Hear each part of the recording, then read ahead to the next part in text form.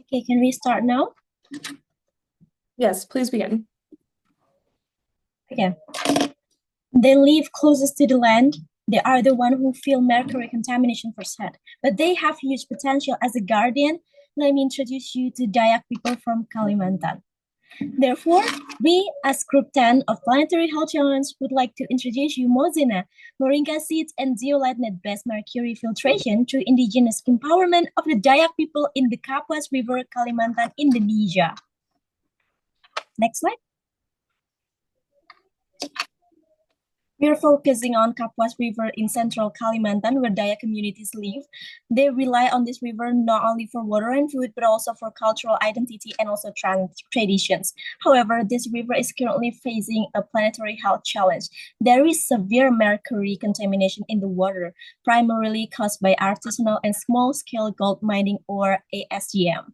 The outcomes of these contaminations are, first, mercury level reaching up to 15 parts per billion, and then chronic mercury vapor intoxication in citizens, and also serious threats to food security as mercury accumulates in fish, and the disruption of traditional fishing practices in Dayak people. As shown in this illustration in the right side, mercury enters the environment through emission and runoff, and then polluting the water and harming both aquatic life and human health, especially pregnant women and children who are the most vulnerable.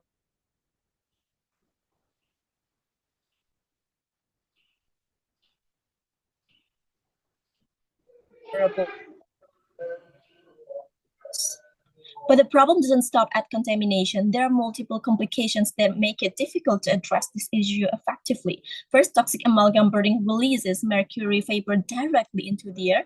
Then there's a lack of enforcement of ASGM regulation.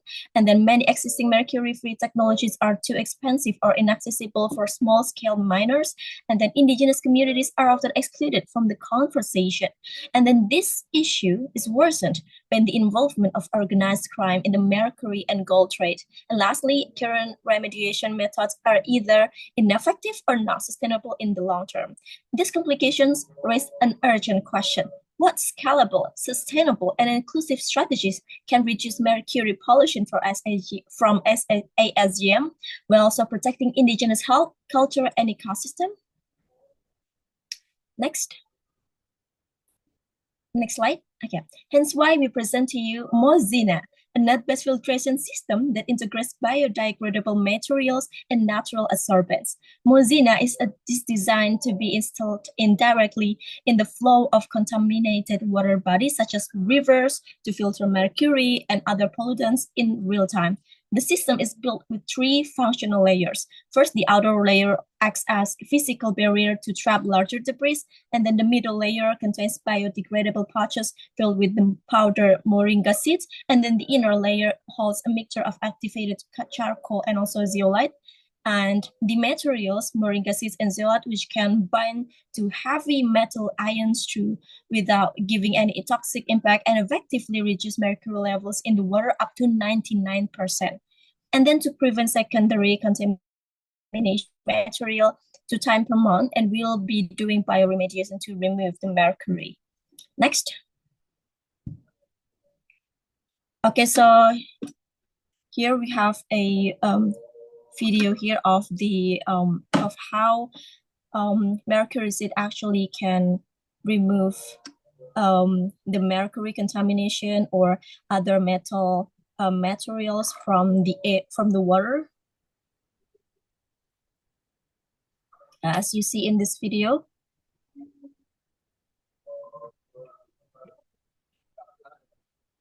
So we also make some advantage from the flow of the river water. So with that strength of the flow, we can make sure that the mercury can be absorbed by the mercury seeds. Okay, next slide. All right, thank you, Dia. Amara, sorry. So Mozina filtration system, I'm going to look at the feasibility in Kalimantan.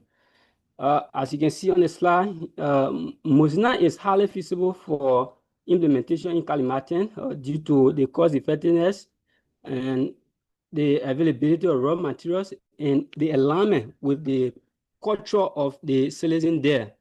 So the benefit cost ratio is 3 rupiah. And then that means for every 1 rupiah invested in the plane construction, there is 3 rupiah in benefit return. So this metric indicates that the Mozina has a strong economic feasibility in Kalimantan. Regarding the material to construct the plane, they are all available in the region. For example, the propylene, the chitosan, and the moringa seed, they are available in the region.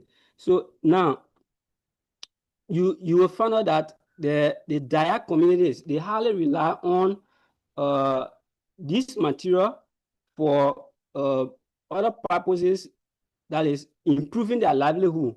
As you can see, this lily dressed in cloth that are being produced from the material that can be used to construct this plane. Next slide, please. So now the question is, how can Mozina implementation be done in Kalimantan? Well, we have developed a 12-month plan of implementation. So for the first 2 months, we will conduct a clean water leadership school, and within the second phase, that is 2nd to 4th month, we will do an inclusive water or resource management. Now, this will help the community. We'll educate the community about the fabrication and the installation of the Mozina net cage. So in the 3rd to 6th month, we will start to develop a smart Mozina, that is a web application that will enable a remote monitoring and management of the Mozina filtration system. And then throughout the 5th to 7th month, we will build a village clean water emergency bank to have access to safe drinking water. And then finally, in the 6th to 12th month, we will start doing a water risk and health mapping by identifying areas where water-related issues are threats to human health. So through the Mozina project, we seek to reduce the mercury pollution and empower the community, protecting the aquatic ecosystem, and to help regenerate the planetary health. So there will I stop. Thank you. And it's over to you, Dia.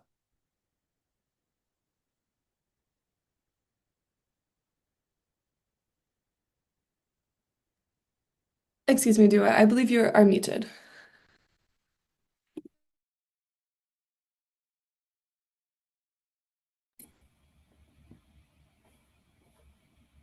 Dia, is over to you.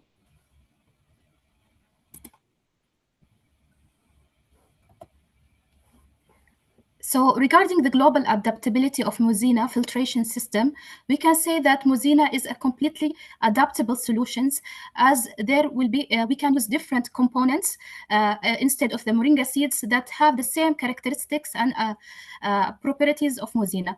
Also, the filtrations net that are used in the rivers, it can be adapted independent of the currency of the river flows and also the contaminations levels. That is also the community engagement is important, as they are the main stakeholders in the filtration system or the Mozina. Also, we need to take in consideration the public health and regulatory compliance of each country or each regions so that it can be implemented. Mozina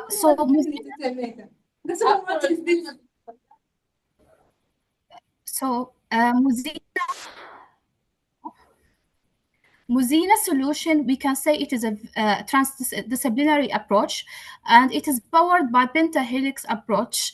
So for this solution to work, we need government to be to buy with us, and especially the Ministry of Environment, the Ministry of Health. We need also the support from academic institutions that will help us in building evidence base, and also the integration with businesses to help us in innovations and manufacturing. And also the media will play important role in pushing the Muzina project. And most important, also the indigenous people who are the heart of the implementation of the Muzina projects. Now, regarding the sustainability and impact of Muzina, we said it will be a solution that improves the water quality for both drinking and agriculture for approximately 1.7 million peoples. It will have an immense public health improvement, as we know that mercury is causing neurotoxic and cardiotoxic toxic for the people there. So it will have immense public health improvement. It will provide economic advantage by generating income through selling all the filtrations and also water productions. And also it will help with the culture and indigenous empowerment. More important, that it will align our project with the national and global goals, such as Indonesia National Action Plan on Mercury and the Minamata Convention in Mercury, which is a global treaty to protect the human health and environment from adverse effect of mercury. And it also aligns with the SDGs of the clean water and the good health and climate change and the partnership for the goals. So in conclusion, our solution, Muzina, is regenerative, community-driven innovations. It empowers communities and create equitable solutions, and it will move beyond sustainability to revitalize ecosystems, representing a new paradigm in environmental protection, health equity, and indigenous leadership. So we want you all to join us with Muzina to protect the stream and with Muzina, we will protect and the stream, and the planetary health is no longer a dream. So here is the final, our presentations, and we are open to any questions. And thank you all for listening.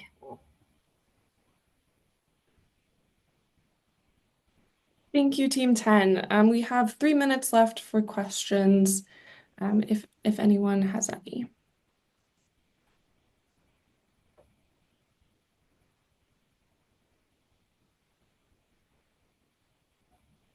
Yes, go ahead, Sam.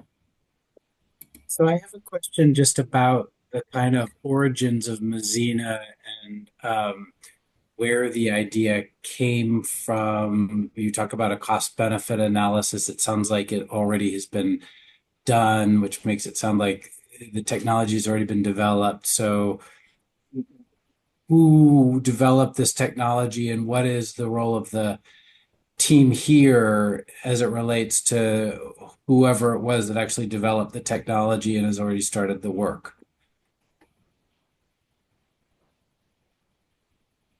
So Amira, are you going to? Okay, thank you so much for the question. So the urgency of this innovation is actually coming from how much the victim of the mercury contamination itself, especially among the indigenous people, as they actually very, very rely on environmental disruption. They will be the most affected by that disruption itself. For example, there are some of diseases coming from the mercury contaminations. And also regarding the financial projections, that is actually to make sure that our project is feasible. We have done some research about some of financial and budget that we would need if we want to implement this right away. So we also make sure that this will be feasible in the long term. Thank you so much.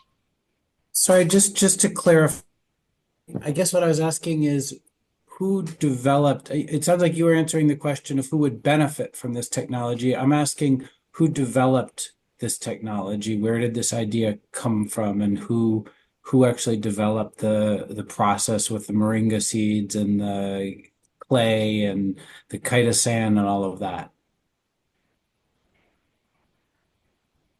Okay, regarding the filtration using the moringa seeds is actually already developed in some of research that I've previously read.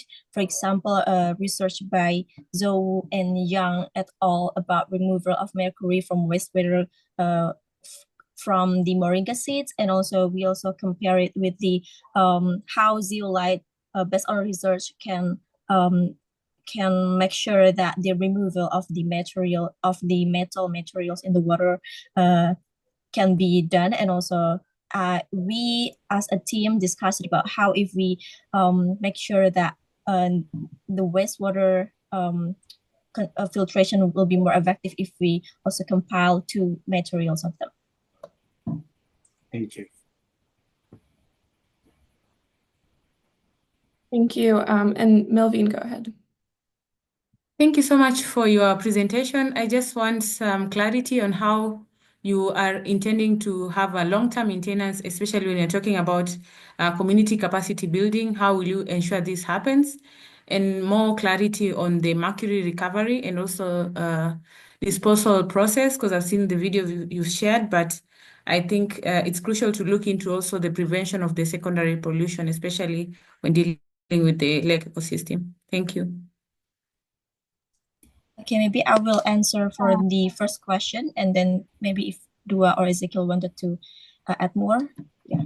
Okay, so for the feasibility among the community, that is precisely in Dayak communities. So Dayak communities in Kalimantan, they have a long tradition of using natural materials and methods for their livelihood, including plant-based coagulants and also natural fibers to make sure that the filtration and the water filtration can be done in their area. However, it's still in the little capacity. But however, since there's a huge case of the mercury contamination in their huge river, so we have to make sure that there's another better technology. Okay, and I will give my time to Dua or Ezekiel. So we understand that, like, for sure, if you want to include indigenous, it will not be easy. Maybe there will be like kind of resistance. The knowledge, the gap knowledge, it's not something easy to do.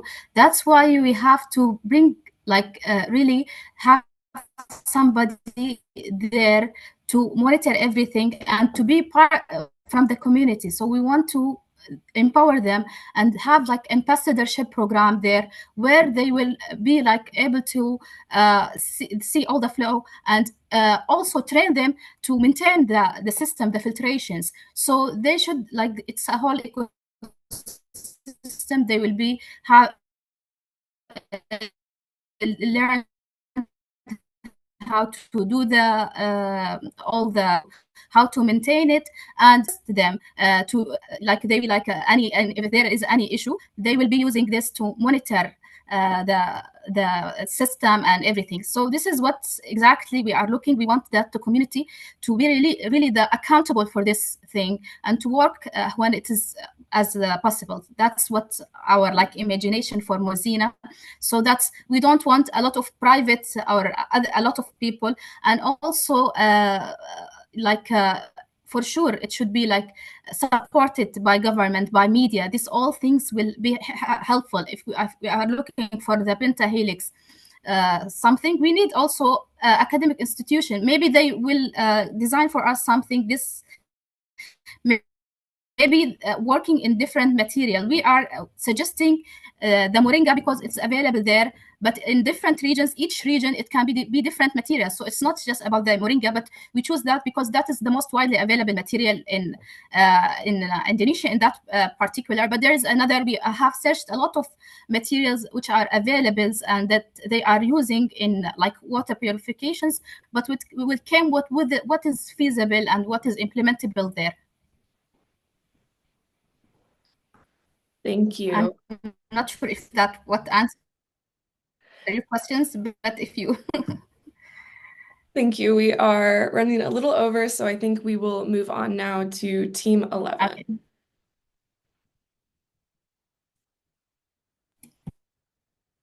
Thank you.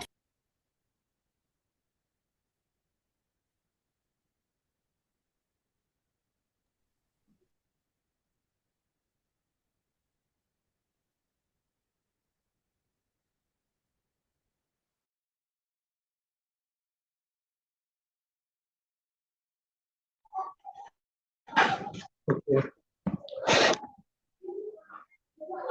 Greetings, the leadership ambassadors and uh, my dear colleagues on this competition.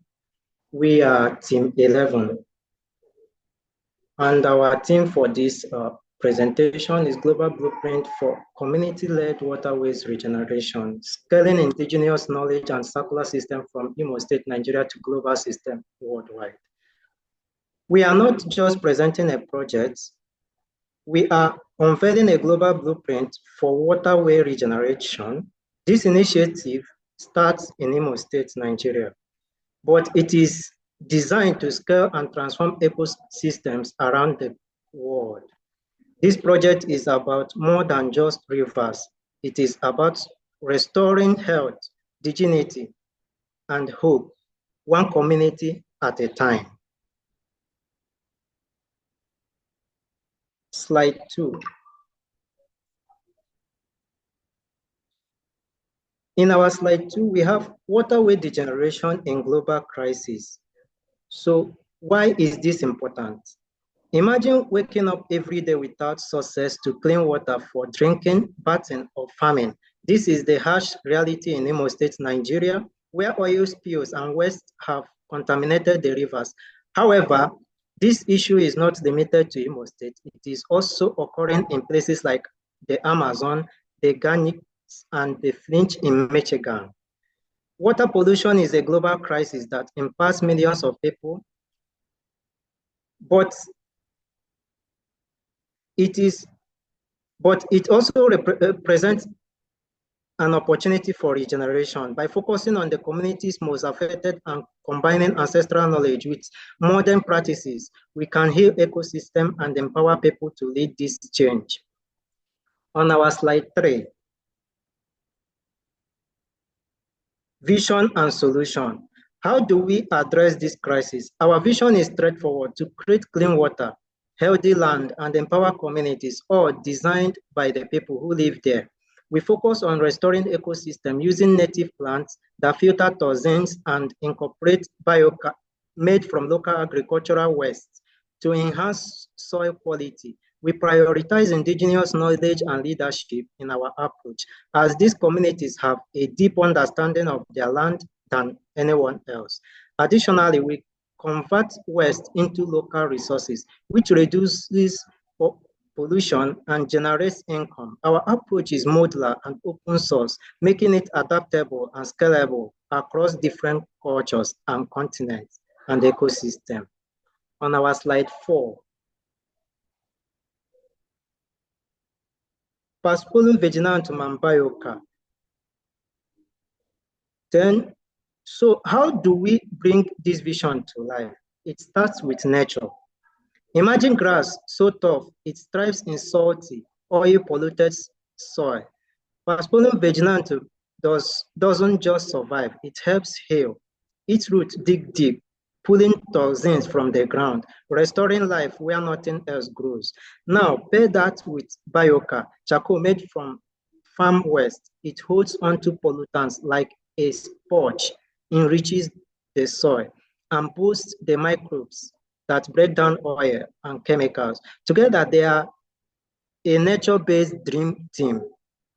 Low cost, local, scalable. In places like the Niger Delta, this isn't just a fix, it's a regenerative loop, turning waste into hope and dead land into living systems again. On our slide 5.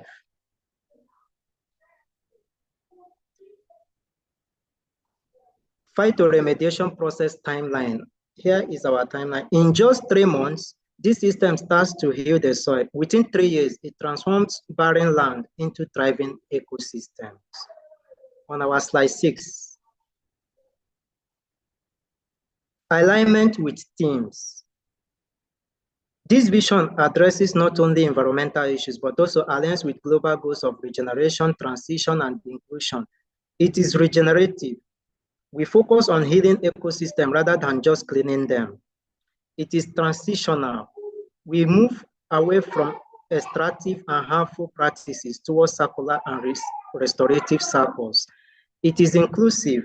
Indigenous women and local communities do not merely receive aid, they take the lead in designing and implementing solutions. On our slide 7, innovation and creativity. Let us discuss the innovative approaches that make our project not only impactful, but also sustainable and scalable. Our innovation lies in integrating ancient techniques with modern technology.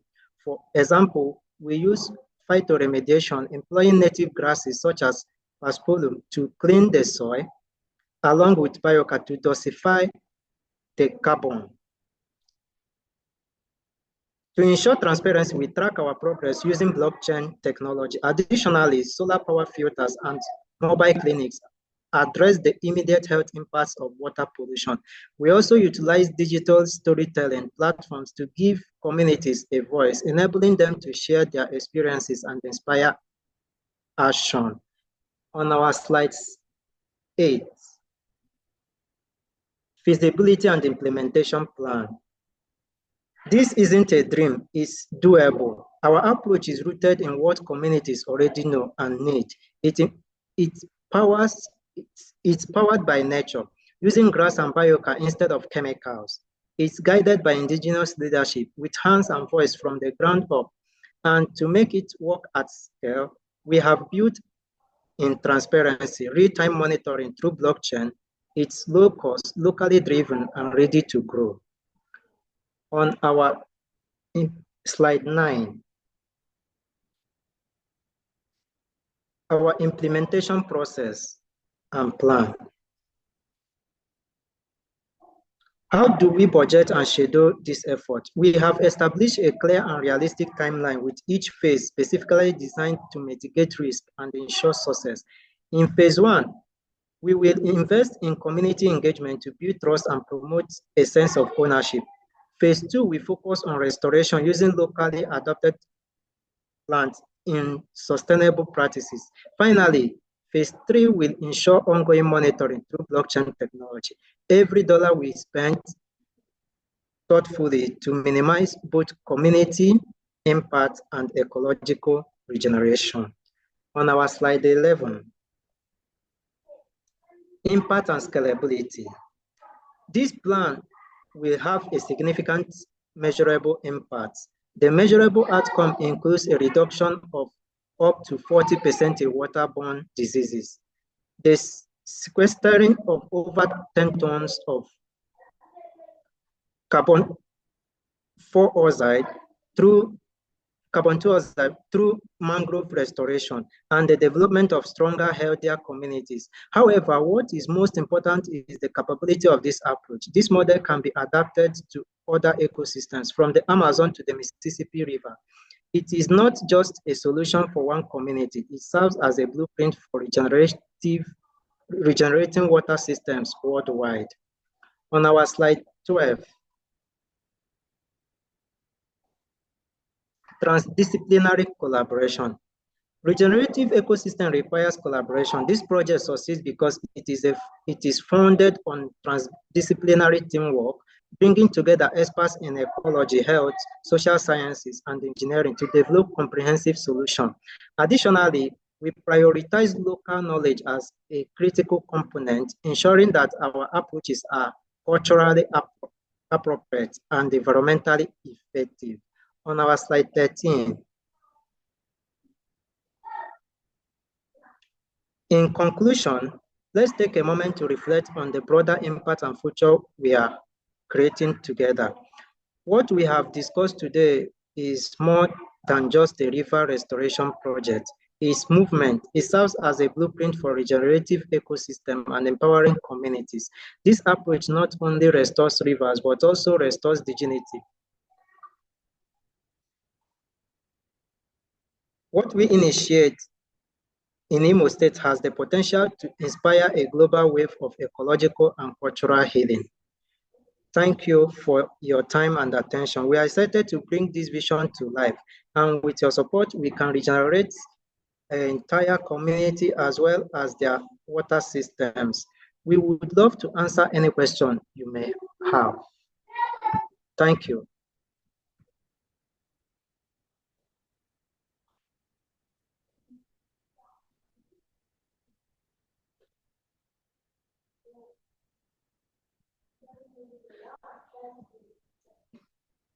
Yes, Sam, I think you're first and then Yinmi. Why don't you start with Yinmi? Okay, thank you very much for the opportunity to come first. So, am I audible, please? Yes, you are audible, sir. Okay, thank you very much for your presentation, Team 11. Right, I just want to ask that in the process of developing your solution, did you find any other nature-based or any other sustainable solution to water pollution? And if you did find, did you make any attempt to compare the effectiveness of such solutions to the one you are bringing to the table? And why exactly do you think your solution is better than the one you found? Thank you.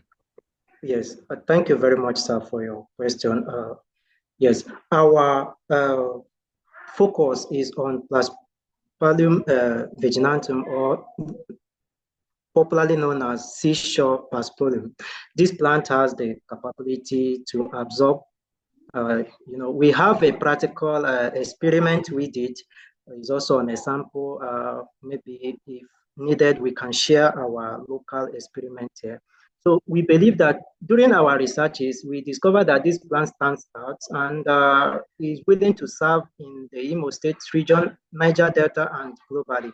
So therefore, we see it as the focus here, and during our research, it was at the top most because the plant has over time, been seen as a great result, both in erosion, water filtration, and soil regenerative systems. Thank you. Okay, so I don't know if you don't mind, if you I was just thinking you could mention one or two other nature-based solution that you find or sustainable, but if you cannot make mention of any, it's all right. Thank you for your response. Okay, sir.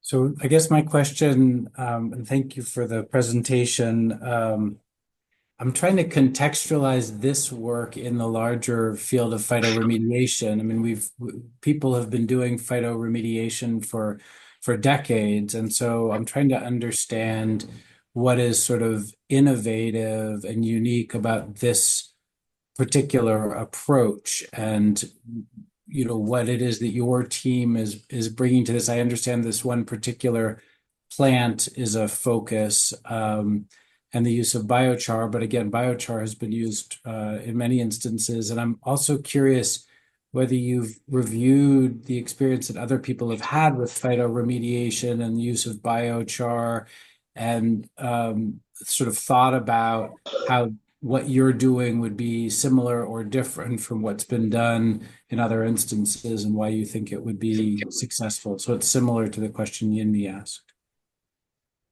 Okay, thank you very much, sir.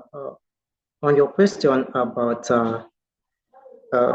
if our research work is quite different, the innovative aspect of it, yes, the plant, since we discovered the oil spillage within the Imo State area and in the Niger Delta, causing droughts, so we realized that there should be a solution to growing the plants. So we discovered this tough grass is a tough grass to be very implementive and innovative in regrowing and in absorbing oils and filtering water. So, so our research work is quite far different from what has been done initially, as you asked, and we have a lot of work on ground that possibly if when needed on formal ways, we can share our research works. Thank you. I hope this explains further, or if you have further questions, you can ask. So I want just to add some, Okay, yes. On that. Yes, thank you, sir. This plant is, this plant can develop like at the, wetland and also at the coast, and it's really resistant, in comparison with in other plants. That's why this one is particular. And then also the process is tied very fast. Like in 3 months, you can just start seeing the results for the infiltration and everything. So that's why we choose this plant over others. Thank you.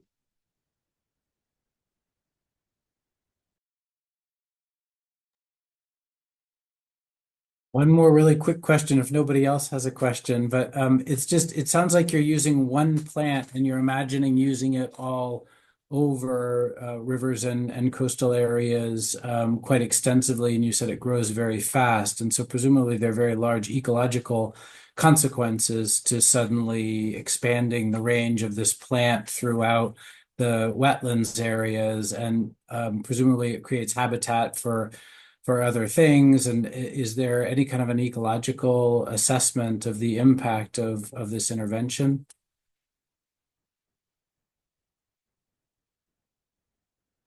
Okay. Yes, thank you very much, sir, for your question. The plant is ecosystem friendly in our base research and local knowledge of it. So it does not have any hazardous impacts on the environment or otherwise, and it grows quickly, as explained by my colleague, and very effective and friendly to the ecosystem. I think this explains all. If you have further questions on this, you can still ask.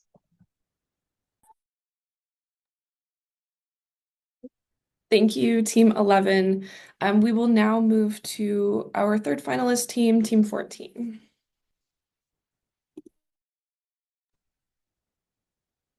Oh. 1 second, sorry, I'm sharing my screen.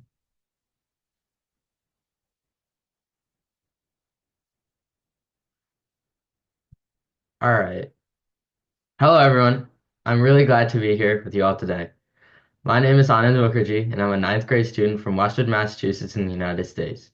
Today, I'll be telling you about my proposed project to create water-wise communities by developing a knowledge hub and story map to increase community water awareness and action. Fresh water is vital for all life on Earth, but is threatened by climate change, overuse, and pollution worldwide. Many communities with abundant water are unaware of how much they use or how climate change can shift water availability. These shifts from abundance to scarcity have already impacted many nations, including wealthy ones. We need to change our relationship with water, moving beyond sustainability to a great water transition. This means recognizing the role of water in ecosystems, communities, homes, and health, even in water-abundant areas. Our unconscious relationship with water leads to waste, misuse, and inequality in its distribution. A regenerative approach is needed, viewing water as an essential for all life, not just a commodity. To build resilient water systems, we need to shift first to a conscious relationship with water. This change requires making the role of water in daily life, municipalities, and ecosystems visible and measurable. Currently, many communities in the U.S. are used to water abundance. However, this picture is changing while water systems are not. The maps on this slide show drought levels in the U.S. in 2000 and 2022. As you can see, droughts have become much more widespread over the past 2 decades. If we aren't aware of water, we can't make our water systems resilient to impacts of climate change, such as droughts. We propose to create a holistic solution to increase community awareness about water sources, local watersheds, as well as improve efficiency and quality. We propose to create a knowledge hub by combining modern data science, AI tools, with community storytelling and traditional ecological knowledge from local indigenous partners to create a water-wise knowledge hub and story map. This WaterWise Hub will be an online level application that contains data about the local water sources, water quality, usage, and watershed mapping, as well as stories from community members about water and traditional ecological knowledge about how water conservation and historic information about how Indigenous partners have managed water in the local environment. We'll engage the community in using this tool through workshops and hands-on demos to build community support for improving water quality, making water usage more efficient, and better stewarding the local watershed. Our vision is to share comprehensive local water data that a resident, business owner, or government official can check as easily as being able to check the weather on their phone. Our solution will incorporate quantitative data relevant to water quality, water usage, and availability and data on the local watershed. We will collect data from multiple online sources or local organizations on watershed flows, water quality, local water locations of importance. Ultimately, we would like to partner with Google Earth Engine or Microsoft AI for Good to incorporate real-time remote sensing data via satellites. However, data enough is not alone to motivate people. So we'll also incorporate stories from the community about local water issues. To capture people's attention, we will use story maps to interweave stories about water from the local community and traditional ecological knowledge about water stewardship. The story map component will also feature how water plays a role in the local ecosystem, mapping the local watershed and its importance of all types of local life, to make it clear to community members that water is important to all life, not just human life. Continuing the first phase, we will engage local news publications and town gatherings to highlight the WaterWise Hub to the local community. We will additionally host workshops at local public schools to increase water awareness among students and school administrators. These workshops will integrate with school STEM and civics curriculum and focus on the science of water, using data and technology to track water, hearing from local Indigenous practitioners about traditional water stewardship, where our water comes from, and how the local watershed is critical to local biodiversity. These workshops will use the WaterWise Hub as a key platform for sharing information and will bring valuable knowledge, skills, and engagement with water to students who are likely to face significant water challenges during their lifetime due to the impacts of climate change. We will also monitor metrics on the WaterWise Hub and story map to determine to what extent it has been accessed and utilized by community members. Following our development of the WaterWise Hub and community awareness campaign, in Phase 2, we will further partner with the local community to work on water savings with residents, businesses, farms, and town governments. The WaterWise Hub will contain a playbook of water efficiency tools that the town can provide or acquire, including limiting outdoor watering, using more efficient shower heads, low flush toilets, and implementing smart meters and IoT technology so community members can easily monitor changes in their water use. The WaterWise Hub dashboard will enable the community to observe and celebrate improvements in the water use due to water efficiency efforts. In tandem, we will partner with local environmental agencies and community science groups to determine the most common pollutants in the watershed in our area and investigate the source of these pollutants. Bringing this data into the WaterWise Hub will help to inform local officials on what can be done about sources of local water pollution, including interventions that the municipality itself can control, such as replacing road de-icers with less toxic alternatives or restoring native wetlands to reduce seepage of pollutants into local groundwater. The WaterWise Hub will also contain up-to-date information on current findings about the links between water quality, human health, and watershed health. The hub can also be used to monitor the impacts of local pollutant reduction interventions. The third phase of our solution will be to use the WaterWise Hub to continuously monitor water in the community. This will shift the local water culture away from one of low awareness and waste to one of respect and full awareness of water in our daily lives. And in turn, this will make it easier to shift water use habits and will create a water system that is better able to cope with changes in water availability. The initial pilot will focus on two distinct Massachusetts communities: Westwood, Massachusetts, an inland mid-income suburban town of 16,000, and Chelsea, Massachusetts, a densely populated urban coastal community of about 40,000. There's a high potential to scale this platform as the software and community engagement program would be flexible and adaptable to different communities, including a multilingual option. A limitation to scaling the solution might be the availability of high-quality municipal data needed for the WaterWise Hub. This project will involve three phases. In phase 1, we'll identify data sources, connect with local partners including the Water District, City Planner, Indigenous leaders, and community organizations. Key potential challenges in this phase include difficulty in accessing data sources, low quality data, or low interest from community partners. In phase 1B, we will develop the WaterWise Knowledge Hub and Story Map platform and launch it to community partners. One challenge at this stage could include ensuring that the data that we collect can be merged together and displayed properly. In phase 2, we will launch water use efficiency and water pollution reduction efforts in partnership with the local residents, officials, and businesses. A potential challenge for this stage might be low engagement from community partners. In phase 3, we will monitor changes in water usage quality and awareness in the community and use this information to improve the Knowledge Hub so it is more useful to the community. The key challenge for this stage is by keeping the community engaged in the effort in the long term. This solution involves creating new systems that improve how people approach water and think about water in their daily lives and communities. This increase in water awareness will promote both better human health and ecosystem health, which are intrinsically linked.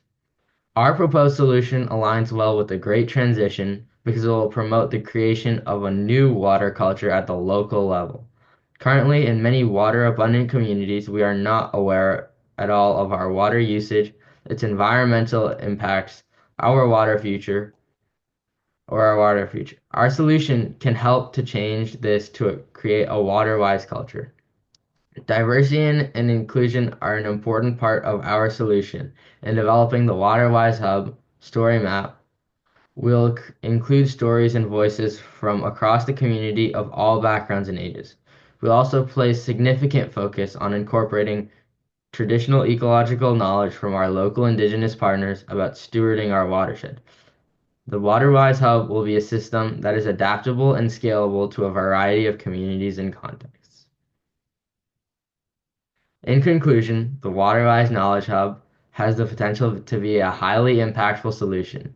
It will be a foundation for community efforts to increase water efficiency and reduce water pollution, and has the potential to promote a true shift in the way we approach water at the community level. This transdisciplinary approach will enable a shift in community water culture and an increase in water resilience through greater awareness of our water in our homes, communities, and local ecosystems. Our solution is innovative because it incorporates the best of both modern and traditional knowledge, data science, and community storytelling into one knowledge hub that is widely accessible to the community. While many water solutions rely on either technology or community engagement, our WaterWise solution is a creative approach to blend both technology and community engagement to improve community resilience to climate change. Thank you for your attention. I'll be glad to take any questions now. Thank you, Team 14. We have about 3 minutes for questions. All right. Yes, I see Yanmi. Okay, thank you very much for that presentation. Thank you, Janta. So very quickly, I just want to ask that how do you intend to monitor the progress of the projects you have presented? How do you check whether or not the goal you are trying to achieve is being achieved on the long run? So how do you intend to monitor the projects? So the effectiveness of the project, I meant to say. And secondly is, sorry, I would like to hear you explain how your project fits into the theme of the competition, the theme of the conference, the Planetary Health Annual Meeting. Yeah. So I think I'll be glad if you can answer those two questions. How you intend to monitor the progress of this project that you have project, how do you intend to monitor the progress to see whether or not you are making any advancement, and then how does your project really align with the theme of the competition? So I need you to strongly explain that. Thanks. Yeah, thank you. Those are two good questions. So for your first question about the monitoring, community level surveys are definitely a way we could monitor like what the community thinks of our platform, as well as like community engagement on the app. Like we could use community level surveys to promote awareness, and you could use user metrics to see how many people are downloading the app and actively like using it. Um, Yeah, so that's how we would monitor. Another way we could monitor how effective it is in the long term is that we could see if the like increased community awareness is actually helping the water quality get better. So like we're impacting people to take action against pollutants in their water. So for the themes of the competition, we're creating a new culture around water awareness in the community, which is like one of the themes. And for the diversity and inclusion one, we're including it through community voices as well as partnering with indigenous people to incorporate like traditional ecological knowledge into our solution, which is like getting the voices of everyone. This solution is like while it is in Massachusetts to start with, one like because that's where I am, it's scalable to a lot of different communities to diverse backgrounds. So like we could definitely scale this to other parts of the world or the United States, which is the aligns with the competition themes. Thank you. Thank you. I think Eva Maria and Melvin, if you could both ask your questions really quick, and then Anand respond to both as we are coming to the end of your presentation time. All right.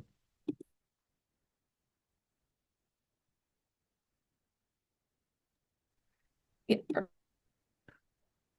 Oh, I can start. Okay.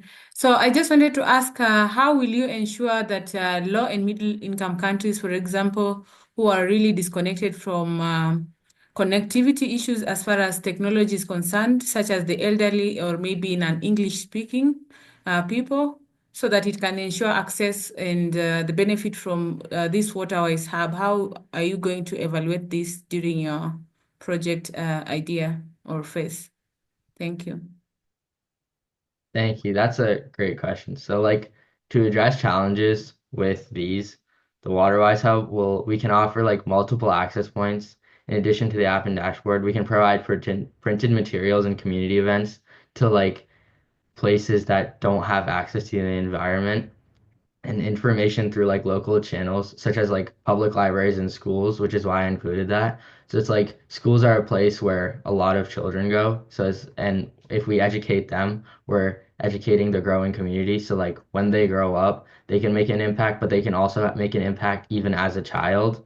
So for areas with limited internet access, we can collaborate with local agencies to ensure the distribution of water related data for offline, like in offline formats, so like printed materials or books.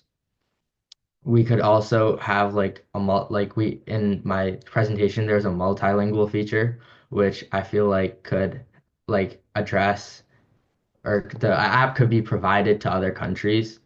And for elderly solution for the elderly, we could have an outreach to the elderly community and have youth outreaches to elderly persons. Like if we educate the young people, we can have them talk to older people to spread our app. Thank you. Fantastic. Thank you. And we will now move on as we're coming to close. We have just over 20 minutes left in our session today. So I am going to open a breakout room for the panel, the jury panel to go, and Tulsi will join with you if you have any questions. We'll give you up to 15 minutes to have a discussion and come to your decision, and then we'll ask that one or multiple of you provide a brief, just overview of your discussion and announce the winner afterwards. So I will send you into the breakout room. For everyone else, this is just a short break. I'll put a timer on the screen in the meantime. Great. Welcome back from that 15-minute break. Thank you for the jury. I am now going to hand it over to you three to briefly discuss your discussion and announce the winning team.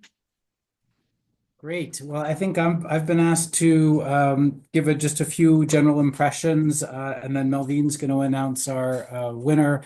I think we were really impressed with all three of the projects, so it's been a very challenging process for us to choose one over the others. I think we really enjoyed the Indonesia presentation, thought it was quite extraordinary in terms of its innovation, its combination of sort of modern technology approaches and science with indigenous wisdom and the use of local materials, and that the engagement with the Dayak people was a really, really important and compelling component of it, that it had the potential to be meaningful and scalable in many parts of the world.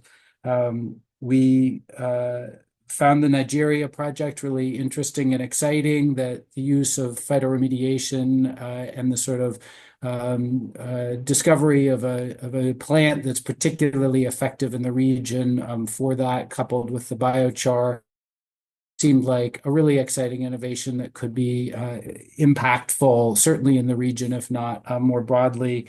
And the work on WaterWise and the use of sort of next-gen technologies, remote sensing, AI, potential partnerships with groups like Google, seemed very, very powerful in terms of harnessing information to empower communities to make smart decisions about water resources, and also had the potential to be scalable. So all of them seemed very compelling, but in the end, we had to choose one over the others, and so Melvine's going to announce our ultimate choice. Okay, thank you so much, Sam. I would like to announce the winner. So congratulations to Team 10 on an outstanding and well-deserved win. Your Mozina project is a shining example of what happens when innovation is rooted in local knowledge, scientific insight, and also deep respect for both people and the planet. And by combining moringa seeds, the zeolite, and also the community empowerment, you've really created a solution that's not only technically sound, but also cost-effective, but one that honors also the live experience and leadership of the indigenous communities. So this project doesn't really just filter mercury, but it also filters injustice and also exclusion and environmental harm. So Mozina shows us that regeneration is really possible when we center equity and also sustainability together. So on behalf of the jury, we celebrate your vision, your impact, and also your commitment to building healthy ecosystem and empowered communities. So well done and congratulations once again. Thank you so much. I hand it back to you all. Thank you. Thank you, Melvine, for that announcement, and thank you, the jury, for your deliberation. I also want to say thank you to all teams that participated, particularly to you three finalist teams. It was fantastic to hear these proposals. They're all very, very exciting, innovative, and that have the potential to have real impact. And so I do want to extend to all three finalist teams, if you are interested in pursuing these projects, getting connected with individuals or organizations in these regions, we are happy to continue to support and make those connections. So please do continue to reach out.